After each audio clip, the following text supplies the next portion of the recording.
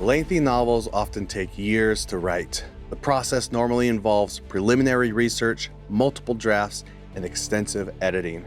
The Book of Mormon, however, was produced in a very different way. According to witnesses, the 23-year-old Joseph Smith dictated its nearly 270,000 words to various scribes.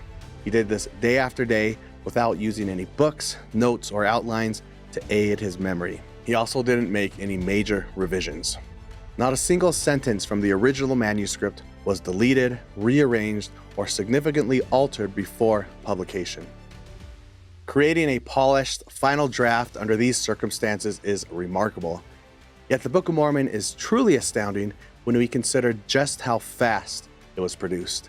Based on historical sources, we can be confident the entire text was dictated in just under 3 months. Several lines of evidence help support this time frame, including various historical sources and early church history documents.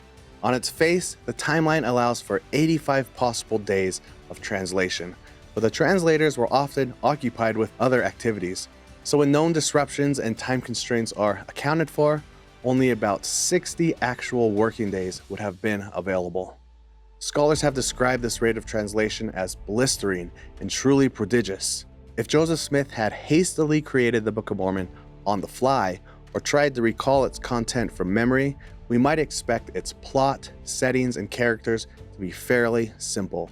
Instead, the text immediately throws readers into a believable ancient world, featuring hundreds of proper names, a consistent internal geography, 3 calendar systems, a developed system of weights and measures, complex narratives, dozens of editorial promises, cohesive doctrines, layers of underlying source texts, realistic battles, hundreds of poetic structures, multiple literary genres, scores of internally fulfilled prophecies, and many other authentic and consistent details. In other words, the Book of Mormon has the variety and complexity that we might expect from a truly ancient abridgment of records spanning about 1,000 years of history. It looks nothing like what a young, poorly educated frontier farmer could be expected to dictate to scribes in about 60 working days.